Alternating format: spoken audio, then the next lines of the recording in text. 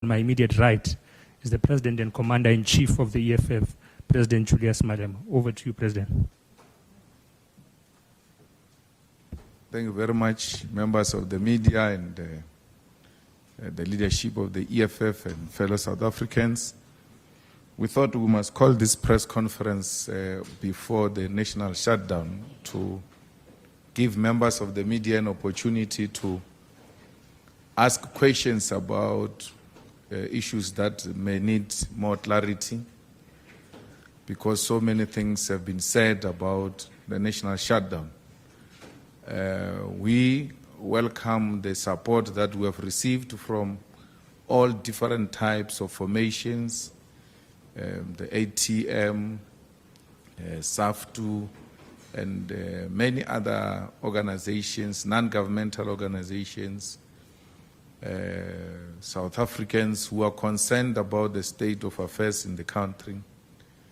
And we once more want to reassure South Africans that this is a national shutdown that is calling on the resignation of the President and the demand of the end to load shedding and bring to light the issues that affect young people, in particular issues of unemployment, issues of access to higher education, issues of water and electricity in our communities, the potholes that exist everywhere else in our communities, the high levels of crime and GBV, and the high levels of corruption. Also to hold the President accountable, because the President has violated his oath of office. And therefore, we cannot fold our arms when the country is on the brink of collapse. The future generation is going to ask us as to what have you done when the country was faced with so many challenges. And the only thing we can do is to raise our voices. We've got voices that are protected by the Constitution of the Republic of South Africa, and we'll use those voices to raise our concerns. Ground forces of the EFF have been everywhere on the ground, mobilizing our people, conscientizing them and making them aware as to what is the importance of this national shutdown. And key amongst other things was to drop letters in offices, in the malls, in the banks, in the airports, to make aware everybody else about this type of action that is going to take place. I personally went to meet with the chairperson of the PSL to make him aware so that he doesn't get surprised that they have certain plans as the PSL and we have other things, and when they respond, it looks like they are clashing with what the EFF is planning. So all what we are doing is not to say there shouldn't be a PSL game. It's to say there will be this type of an activity in the country, and if there is any other planning that you have, please take this into consideration. We're doing the same tonight with the Santaco. Our regions have met with the regional structures, local structures of Santaco. What do we want from Santaco? We want nothing. It's an important stakeholder that must be made aware that the streets are going to be occupied. They use those streets every day. And therefore, it's only courtesy that you go to them and say, we know you use this facility on a daily basis, but please be aware that this facility will be occupied by a protest on the 20th of March. We did the same thing with the malls and the shops and business, precisely because we want to avoid looting. We don't want looting on the 20th of March. But you know that if shops are opened, people take advantage of those shops and engage in illegal activities. We're not saying in any of our letters, close the shop. We're making them aware that there will be a protest on such a day, for them to make preparations to take into consideration that there will be such a thing on that day. So, anyone who says we have threatened violence is not telling the truth, because we have not threatened violence. All we did was to be nice to all the stakeholders, because that is in the nature and character of the EFF. So if having been made aware, you do what is in your best interest, it is your call. Don't come back to the EFF and say it must take a responsibility. Now, we have been made aware that the DA has hired agent provocateurs who are going to be planted amongst the protesters of the EFF so that they can undermine the peaceful protest of the EFF, its integrity and its demands, so that everything else is about what the agent provocateurs would have done to divert attention from the demand of Ramaphosa's resignation. That's number one. Number two, that the DA has taken a decision to defend Ramaphosa and is masquerading as protecting business and the economy of South Africa, which is not true. Because the DA in its papers, and you are a journalist, you read, you should have read those papers by now. They are not demanding the interdict. They are not interdicting the protest. They are saying they are interdicting violence and intimidation, which has never happened. How do you interdict non-existing thing?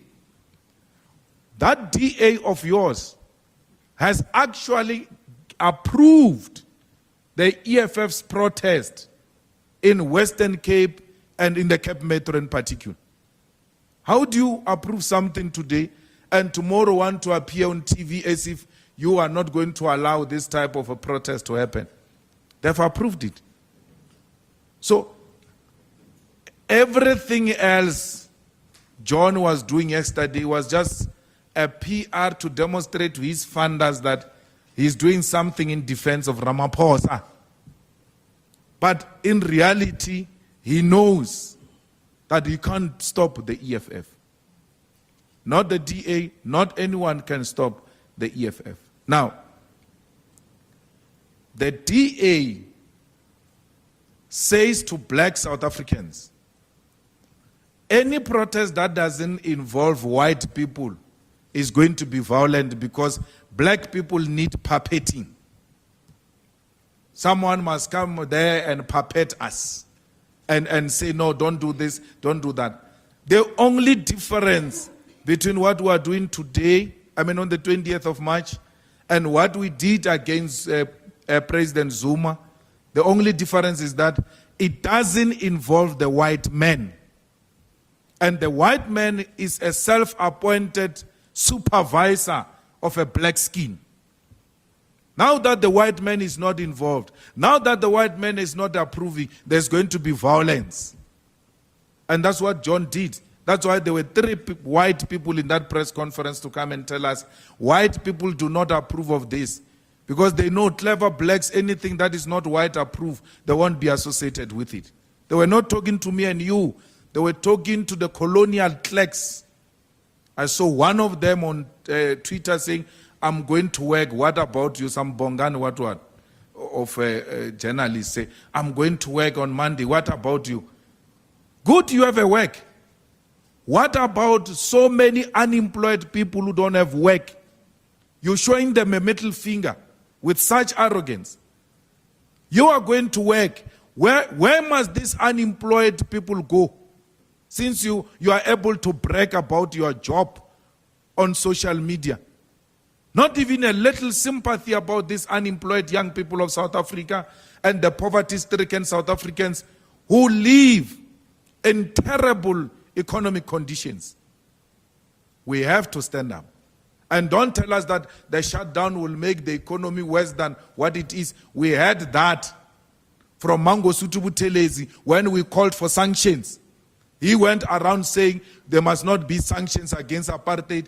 We called for sanctions against apartheid because we knew that sanctions will force the white supremacists to come and negotiate this freedom we have today. So that argument will not arise because we have been there before. Sellouts always masquerade as if they are concerned, like Mangosuthu did in the late 80s when we were calling for sanctions against apartheid. He went around the world saying apartheid must not be sanctions. We wouldn't be where we are today if there were no sanctions against apartheid. So we want a good future. On the 20th of March, we have to shut down this country to show the whole world that we are concerned about the state of affairs. We can't fold our arms. But where are the doomsayers? All of those clever blacks, fools masquerading as clever people, who said, how can he announce a shutdown 2 months before shutdown? It will never happen. It's here now. They are shaking. They thought we were bluffing when we announced this. Every time we speak, there is something, some narrative driven to want to undermine what we are saying. We announced this on the 19th of January, SG. And they say, how can a person announce? Why not tomorrow? Why not? They thought 20th of March will never come. You know why? It's myopic. People with a chicken view, they only see here. We've got the giraffe view. We can see the future. That's why we were never shaken, even when they said, why 2 months? We knew this day will come. Now all of them are running like headless chickens, as if they never knew this day will come. This day has come. Protest has got no formula. It's a protest. We have no permit. If you are going to ask for permit, we don't have permit. We are going to protest. We are not going to march. And to protest, we require no permit from anyone. It is our constitutional right. Enough is enough. That's why we took this decision to put our bodies on the streets. If they want to do anything, let them do it on the 20th of March. We're not scared of them.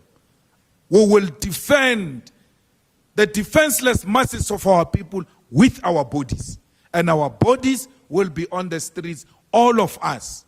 Every branch of the EFF, every public representative of the EFF, every progressive force will put his or her body on the streets on the 20th of March. Like he did with Marikana, let him do it. Like the apartheid government did with Sharpeville, let history repeat itself.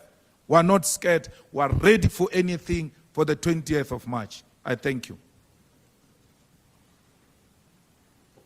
Thank you very much, President. We'll take the first round of hands of questions from members of the media. I'll start on this side. You'll be number 1, number 2, number 3, number 4, number 5. We'll have a second round after this first 5 hands. Number 1. Okay. Afternoon, everybody. It's Natasha Perry here from SABC News. CIC, I just want some clarity. The last time you spoke about the march, the last press briefing, you had said that the whole country will be at a standstill. You just mentioned right now that you're going to be engaging with Santako later on today.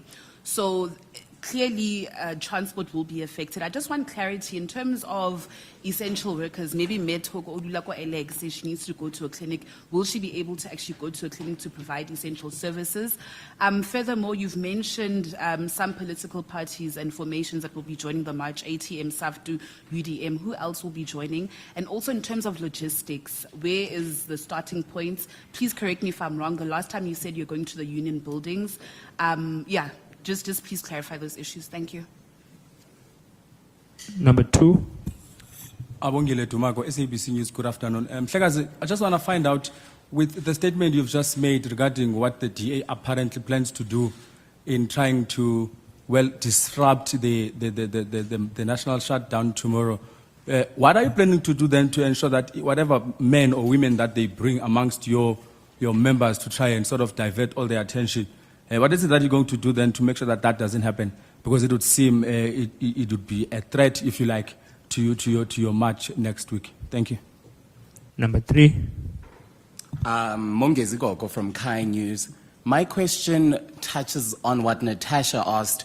It has to do with the worker. So as a party that represents the worker, the no work, no policy sort of policy, well, when it's applied to the workers on Monday, what happens then? What do you say as a party to the worker that won't be earning solely based off of the shutdown? What's your response to that? Number 4. Good morning, good day, everyone. My name is Salah Elom from Salah Media. I just have 2 quick questions to Mr. Malema. The first one is what provisions will be made to make sure that no outside forces infiltrate the shutdown, and we ultimately have a repeat of what happened in the July lootings, which is the fear of many business people and the communities out there. And secondly, what would the EFF or Mr. Malema himself consider as a success after the shutdown? Number 5. Good morning, everyone. My name is Mawande from the Sunday World. I've got 2 questions. Mr. Malema, we now know that Fidelity, through its head of investigation, which is the infamous and controversial Mr. Johan Boysen of the Cato Manor hit squad, they've written to the National Commissioner of Police, General Fani Masemola, asking to be a backup to the police on the day of the shutdown. What is your response to that, especially given the character that I'm talking about, Mr. Johan Boysen, and the fact that we know on the backdrop of what happened in 2021 July unrest in the response of private security, especially in Phoenix, where a lot of people were killed not armed. What do you have to say about companies such as Fidelity wanting to join in such a thing? And what are you going to do to defend the protesters that would have joined the EFF national shutdown against private security that may be trigger happy and cause a bloodbath? And then secondly, on the companies of the establishment that has made it clear that they are not in support of this national shutdown, and therefore it is safe to conclude that there is going to be consequences against some staff members that would have joined, although we know that many people ordinarily wouldn't be working on Monday because it's a public holiday on Tuesday, but those that are working and will be subjected to disciplinary action or be fired after joining the national shutdown. What is it that the EFF has under its sleeves to defend the workers who would have joined this national shutdown? Thank you very much. President.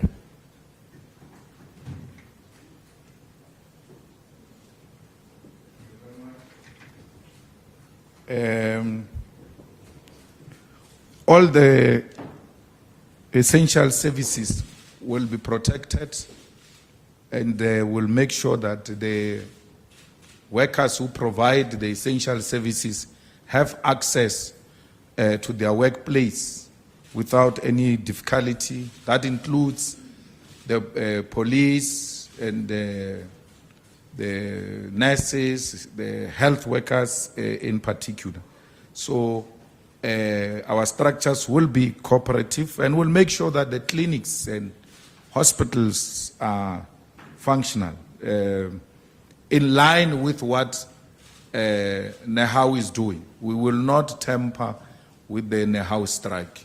We are not going to be used to fight a union that is fighting for the rights of the workers. So that's why I just explained that our meeting with Santaco is a courteous meeting to say there will be protesters on the roads, and the taxis and all of that should take that into consideration as they prepare for that day to operate. So there shouldn't be unnecessary conflict and confrontations between ourselves and the taxis, because we all belong to the same class, and therefore to have the working class fighting each other is to please capital, and it is not in the interest of all of us. We know that taxis are apolitical and do not get involved in politics, but it's important that we engage them. There is no starting point and finishing point. If I happen to be at the Union building, I will not have started anywhere. So fighters, wherever they are just going to gather and then protest. And it's as simple as that. It doesn't have transport, it doesn't have anything. The same way they protest in their communities, they are going to protest like that on that day. It's a protest, it's not a march. So wherever you are, patriotic South Africans and fellow fighters, identify strategic spots where you can go and occupy and make your voice heard.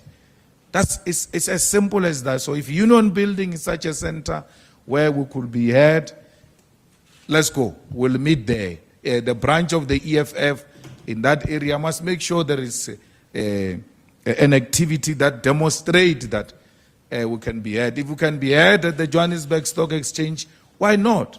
Go and occupy the Johannesburg Stock Exchange and protest there and show white capital that as you grow your shares and your monies, a lot of people are being left behind. If they can protest in a parliament or whatever legislature, whatever council, anywhere where the people will be at, if you can protest at a border gate, SG, at the harbor, at the border gate, at Richards Bay, let's go.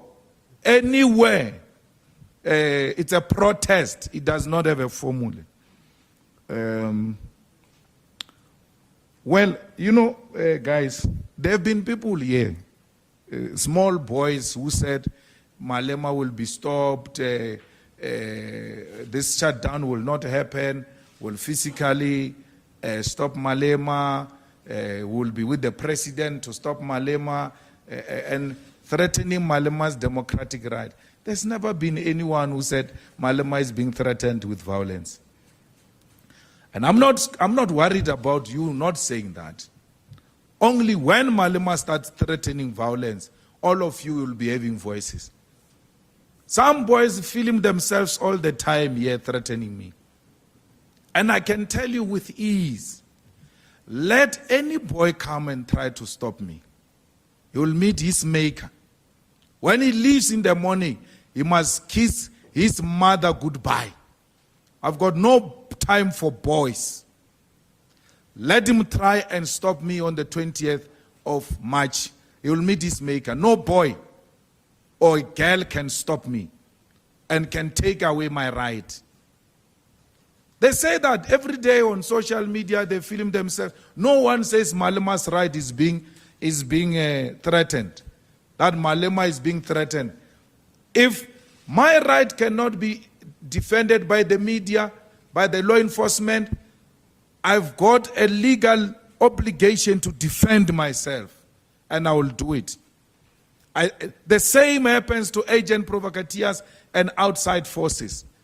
The fighters have got a responsibility to isolate agent provocateurs and outside forces who want to hijack the march and give it a bad name. And anyone who threatened the right of the fighters and fellow South Africans, defend yourself. That includes fidelity. By the way, we're not scared of poison. Well, it's nobody, it's just another human being. He's got no authority over violence. That he conducted himself the way he did in KZN, it doesn't give him a right. This is not KZN. This is South Africa. He must know that. So we are not scared of fidelity, neither are we scared of any private security. Fighters, defend yourself. Anyone who's trigger happy, show them ×2 what you can do. We're not going to give the other side. Anyone who we're coming in peace. We're not fighting anyone. But don't try us. We're not scared of fidelity. We're not scared. We know who owns and participate in fidelity. We know the owners of fidelity. And we know why fidelity is behaving the way it does. Because we know who are the interested parties. Whose daughter is leading fidelity? If you want to know why is fidelity interested in the manner it is. Ask the question, whose daughter is involved in Fidelity? Then you will understand why is Fidelity interested, the way it is interested in the shutdown. But we are not scared of them. Fighters, progressive South Africans, conduct yourself peacefully.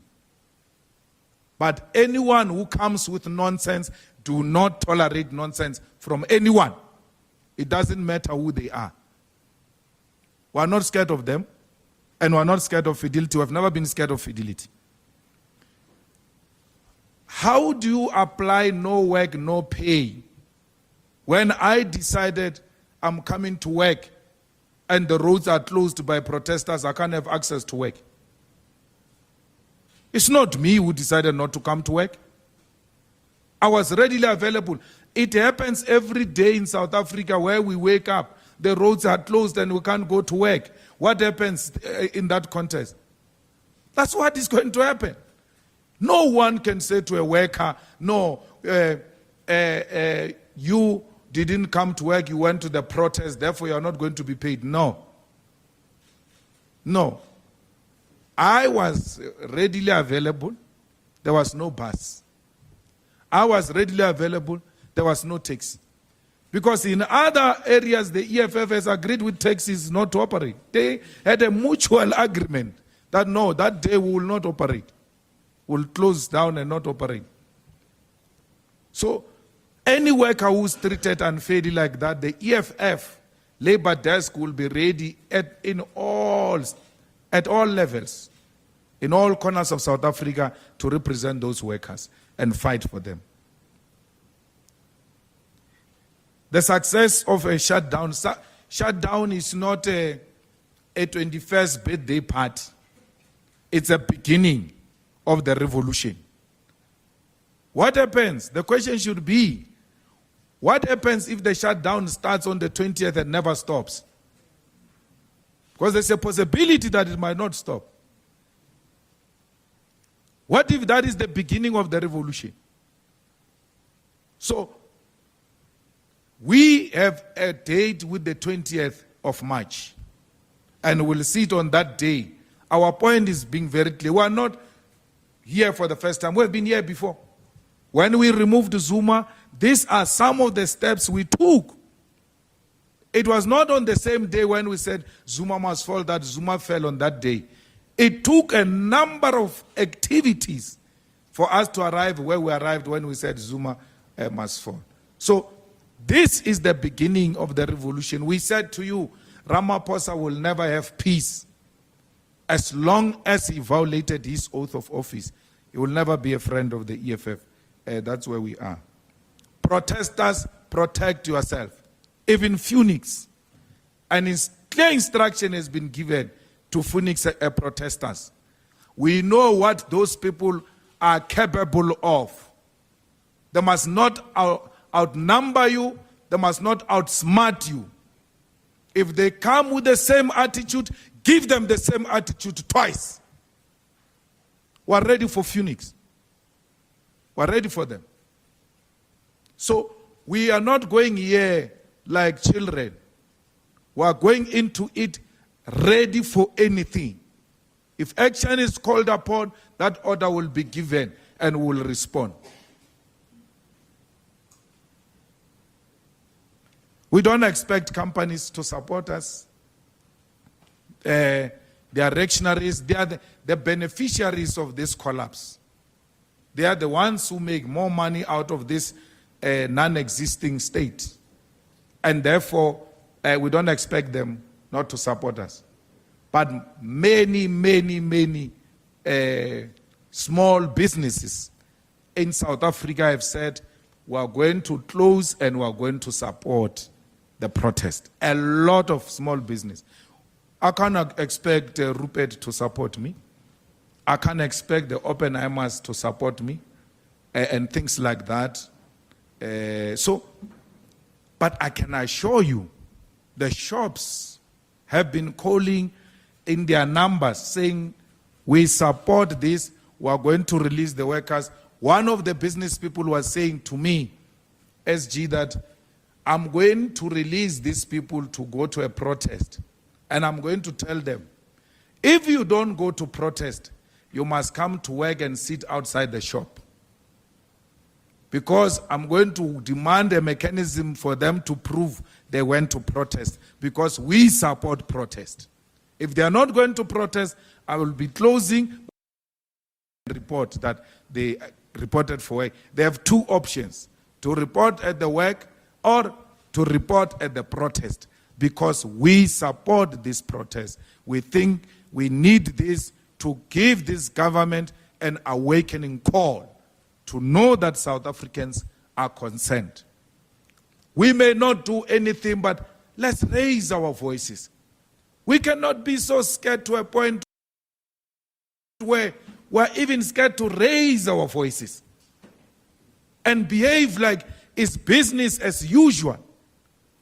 That's all the shutdown is about. We may not have money to patch the potholes. We may not have money to build or give people Jojo tanks and all of that. But we've got the voices to say to the unemployed, to say to the poverty-stricken, to say to all victims of GBV and victims of crime that we are with you and we know the pain you are going through. That's why we brought our bodies to the streets to demonstrate to the whole world that we will never keep silence when majority of our people are suffering. This is what it's about. And why should peace-loving South Africans who love to see progress in others not support this type of protest? Thank you. We'll take the second round, second and final round. We'll start on this side. Number 1, number 2, number 3, number 4. This is the last round. Number 5, number 6. Let's go. Introduce yourself in the media house. Number 1.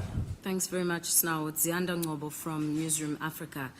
I just wanted clarity. Will the EFF be responding to the DA's papers? And I'm just trying to get a sense of the EFF's, what they have to say about the merits of the court papers, especially when it comes to this debate about the right to protest and what they're trying to circumvent. And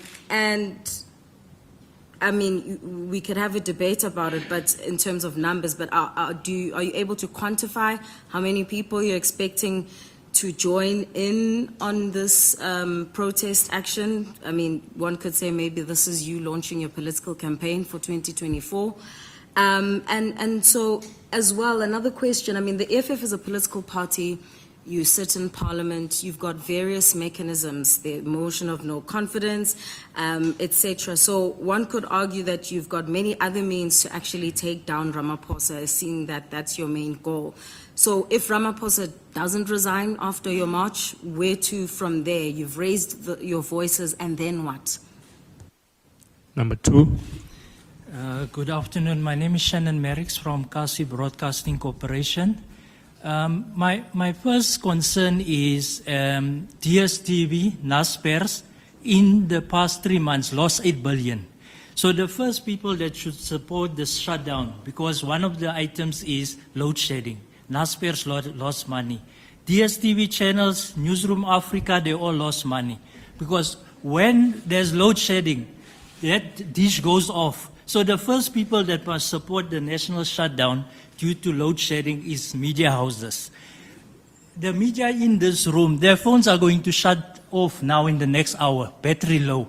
Their cell phones going out, no signal. So as a media house, we are supporting the load shedding, the protest, because load shedding affects all of us. The second part on the small business in townships. With the load shedding, there's something happening. Some of us, we stay in the suburbs, and we have family in the townships, and we stay in the townships.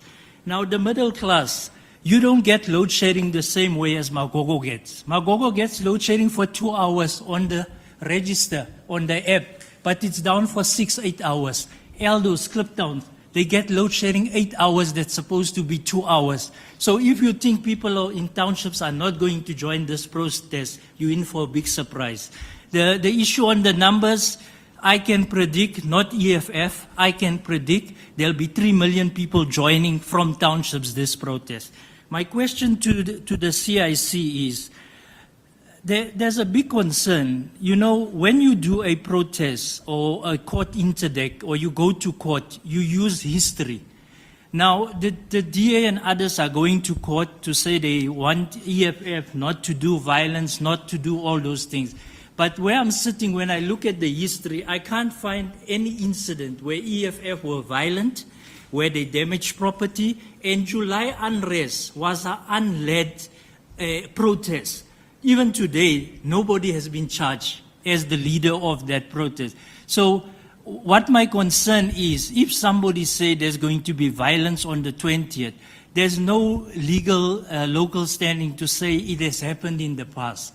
So my concern is people are preempting and they're trying to instigate communities. Communities want to protest and they want to protest peacefully. Thank you. Number 3. Good afternoon. My name is Tando Mayego. I'm from the Business Day.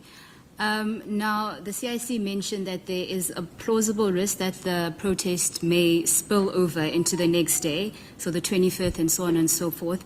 But with that spillover, there's also a real possibility that the longer the shutdown persists, the greater possibility of economic damage, inevitably leading to higher consumer prices and a reduction of standard of living for all. What then would be the solution? Do you support a spillover of the protest? And then the CIC also mentioned that no critical infrastructure is off limits for the protest, right? So including Richards Bay Port, the Durban Bay Port, not the Durban Bay Port, the Durban Port, Union Buildings, Eskom, AXA, all those buildings owned by AXA.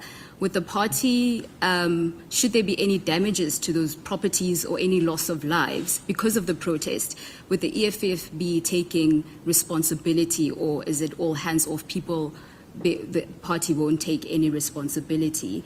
And then can you just mention, I'm not sure if you mentioned it initially, can you just mention the organizations that have pledged their support for the actual party?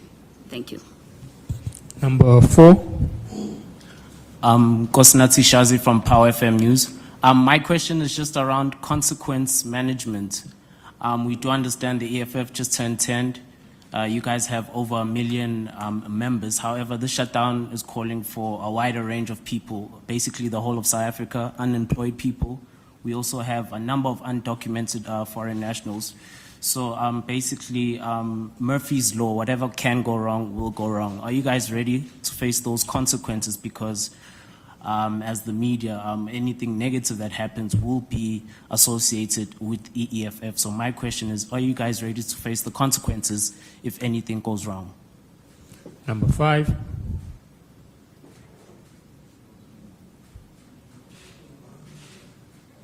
Six. That was number 5. It's you. Sure. Siyabonga Sithola from the Star. The Action SA has also joined in on the berating of the shutdown, which was pointed out by the DA yesterday. What would be the response to that? Because they are citing the very same reasons as the DA in terms of the violence that's going to be there, the lack of coordination that's going to be there, and other factors. Number 6. Thank you very much.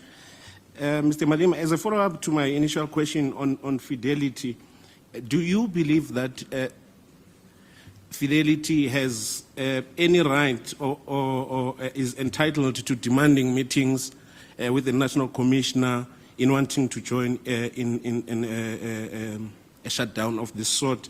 And then secondly, still on Fidelity, they say, Mr. Boysen, that is in this report to Mr. Masimola, that ANC members may take issue with the fact that the EFF wants to remove President Cyril Ramaphosa from office. Therefore, conflict and violence may erupt between members of the EFF and the ANC. Do you agree with that analysis by the Fidelity Security Services Group? Finally, the Road Freight Association, in a letter here that seems to be an agreement that they have with General Masimola as well, they seem to suggest that in terms of fuel trucks, they have agreed on police escort. What do you do to issues like that, where the warning was issued but they still persist, and if such trucks, such as fuel trucks, are escorted by the police and they come across the protesters of the EFF, what do you do in those circumstances? Thank you very much. Thank you, President.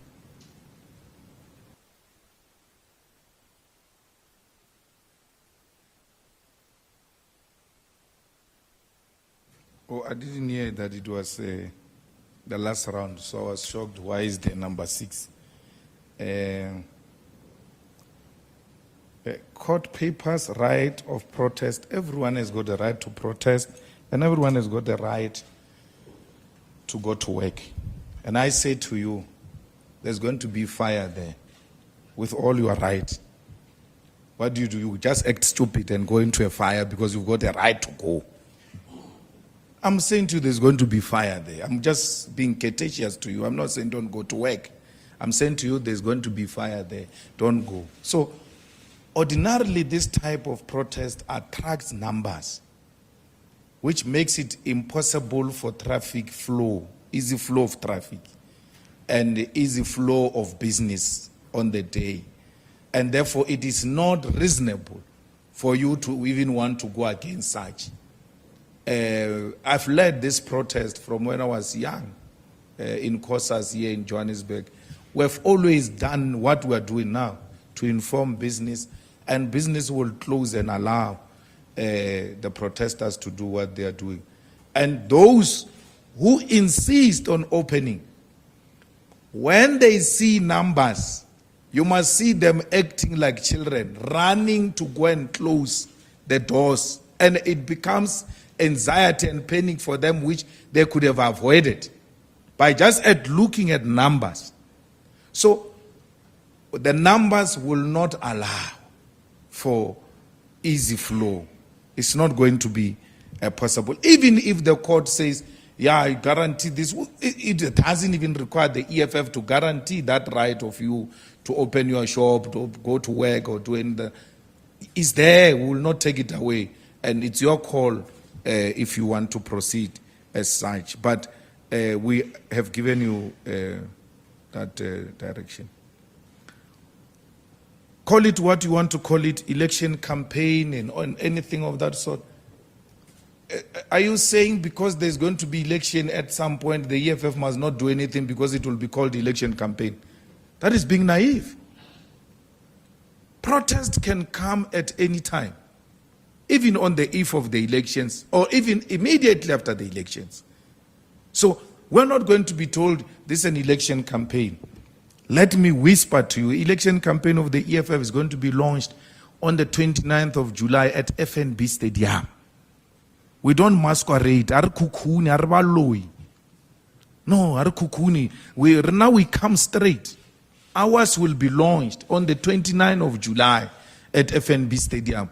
So why should we now use something as an election campaign launch when we've got an opportunity to launch it?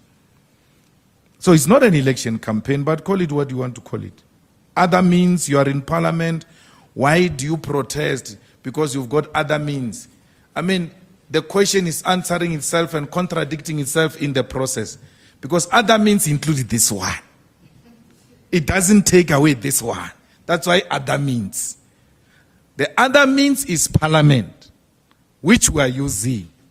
You can't say, why do you use only? That's why you can't put only in your question. Why do you use only this method? No, we're not using this method only.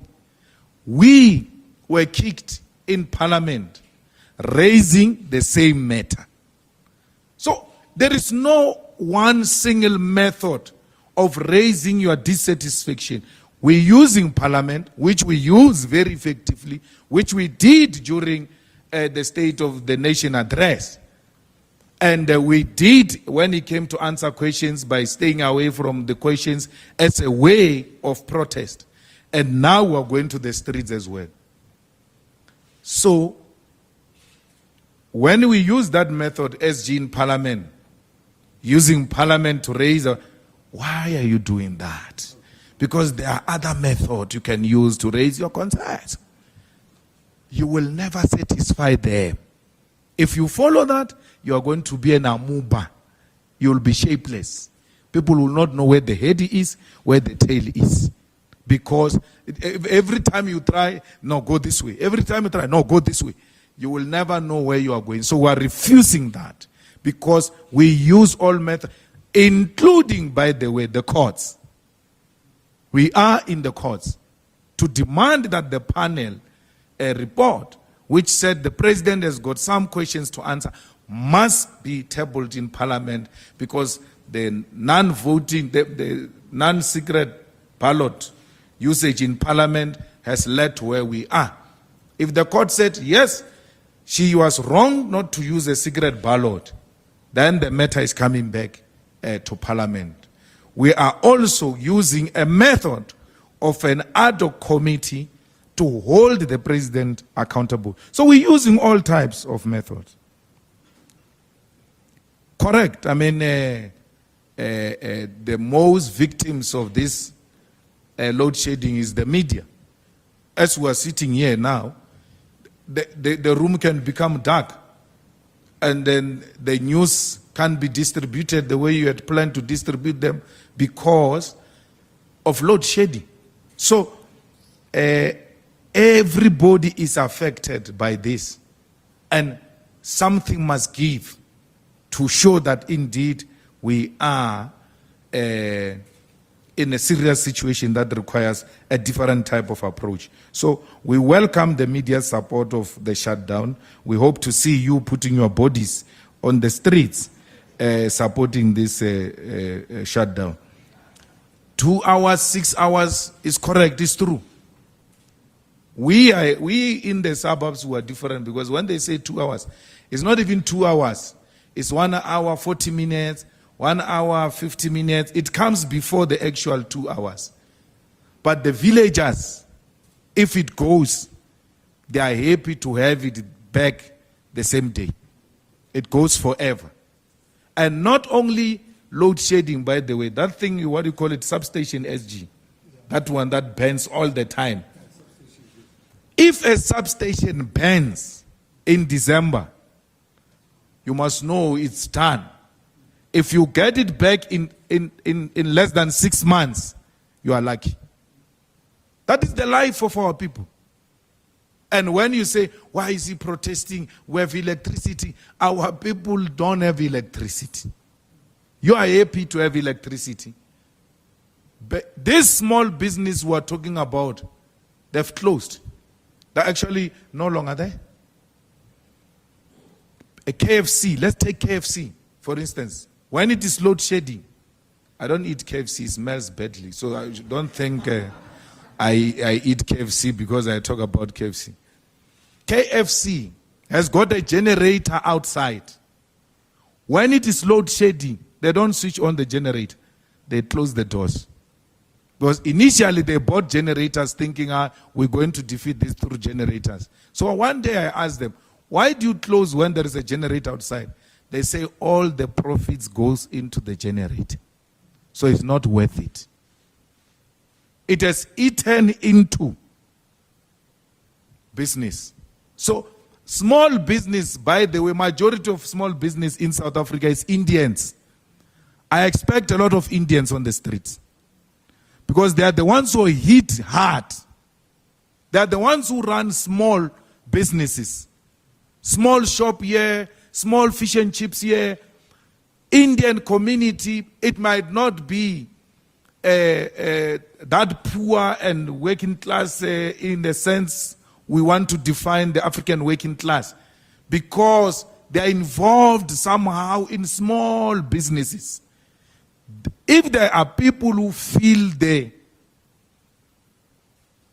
effect of load shedding, is Indian communities, especially those who are in the small businesses. They are the ones who should be hitting the streets on the 20th of March and saying, this is going to lead to closing of our businesses. So we expect them there. We expect black and white, coloreds and Indians. This is a national shutdown. It doesn't say EFF shutdown. It says national shutdown. The SG was showing me here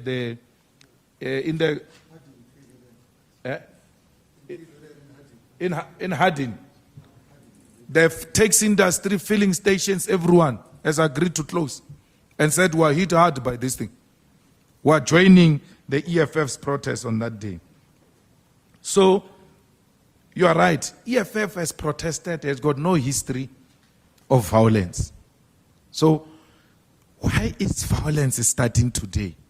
And why would you know there's going to be violence if you are not the one who's planning the violence? The DA knows there's going to be violence because it is going to deploy agent provocateurs like they did during apartheid. It will not be for the first time. Apartheid deployed agent provocateurs in a peaceful protest. We are marching. We are being commanded by leadership. There is no problem. Police stop us. Leadership goes to talk to the police to open the roads and all of that. Boom! A stone just comes from the masses, hitting a van of the police. Because that is the arrangement between the police and the agent provocateurs. You throw a stone. Once we see a stone, we are hitting. That's what the DA is going to do. But we are very vigilant and we are ready for their people on that day. So we have no history of causing violence during our protests. Only those who are planning violence will know that there's going to be violence on that day. Economic damage, my sister, you are directing your question to a wrong people. Economic damage is led by Ramaphosa. Ramaphosa's government is leading to economic damage with such high unemployment, with the economy collapsing, with businesses closing, with electricity not being provided. You want to turn around and blame the EFF for that? No, man. No. It's going to become worse if we don't stop Ramaphosa now. So, if it goes beyond the 20th of March, it's no longer EFF-led. Now the society has taken over. And that will be a confirmation of what we warned you about, that there will be an unled revolution in South Africa. No one can stop it. No army can stop it. No police can stop it. Who can stop this? Ramaphosa can stop it by stepping down. And that's how Ramaphosa can stop the economic damage, by the way. If Ramaphosa steps down, we want the leadership that will engage in a program that will recover our economy as a country. We have said to you, we are not going to damage any property. Therefore, we are not going to take responsibility for any damaged property. Police have a responsibility to arrest criminals. So anyone who damages anyone's property will face law enforcement. Ours is a peaceful protest. You will only come back to us if we had said be violent. The ban, do this. We've never said that. So peaceful protest is allowed in the Constitution, and those who engage in illegal activities will face the might of the law. The police will be there to deal with it. SG is going to tell me the list now of people who are supporting us. The consequence management, it's a police. You engage in wrongdoing, police will arrest you. If you are an EFF member and you can be identified, the EFF will take internal steps to discipline such people because ours is a peaceful protest. I don't know why we really are being asked about Herman Mashaba. Because Herman Mashaba is a clown of note. Like, it's just a matter of time, man. Those are irritations that come with democracy. Bohemian. I mean, his political party's ideology is what? So I have no time for him. And Herman is like these other loud noises that are. What will Herman do, for instance? Because when Herman speaks, you must ask him. But they're saying the shutdown is going on. What are you going to do when? What will he do, Herman? There's nothing he can do. Nothing. Unobulela nje. Unoncha moya ofisha. Unandwa ebulela. Abulele selo. So Herman Agazarabuje selo. He will never tell us anything. He won't do anything. Well, I've got intelligence report that Masemola is planning violence anyway against the EFF members and against the advice of the minister, by the way, that the minister had warned Masemola not to act with a heavy-handedness on the protesters. Masemola is planning violence, and we are watching him closely, and we are watching even his instructions, because if he gives illegal instruction like he did on Palapala, then we are going to get him arrested. We're going to get him arrested. Remember, Masemola is implicated in Palapala. So when you march about Palapala, you are indirectly fighting Masemola. He's the one who has been giving illegal instructions to the police to engage in illegal activities in protection of this criminal president, to go and look for illegal money. Police are involved in what we are protesting about. Police themselves. They took our chopper, went to Namibia without a police case. Sent police to go to Namibia without a police case. Sent police to interrogate the domestic worker, to torture a domestic worker, engage in GBV. So police cannot be happy with the protest of the EFF. Police, I mean the high excellence of the, not ordinary police. The high management of the police is not happy that the president is being called to resign. Key amongst the demands for the resignation of the president is Palapala, which implicates Masemola. So Masemola is planning heavy-handedness, and is not going to succeed. The people is working with, the people is giving illegal instruction. He doesn't know that they report here at Winnie Mandela House directly. I don't understand how these fools are still operating here in South Africa, because out of 10, when you're talking to 10 people, 3 of them to 4 are EFF supporters. When you're talking to 10 people. So Masemola thinks those are ANC mascots. They were ANC members. Some of them went there as MK and all of that. They too are not happy with what's happening. They are card-carrying members, and they report here about Masemola's activity. So what you are talking about, I've got a blow-by-blow of what he's planning. He gives an illegal instruction. He's going straight to jail. IPID is waiting for him. Because we are not going to allow Masemola to act outside the Constitution, because he wants to protect his personal interests and the interests of the president. That is an abuse of office, an abuse of power. So Boysens must know that there is no Masemola who's going to help him. There's no Masemola who's going to help him. So fuel tanks, I don't know where the fuel tanks will be going, because garages are closed. Why should fuel tanks be escorted? Petrol.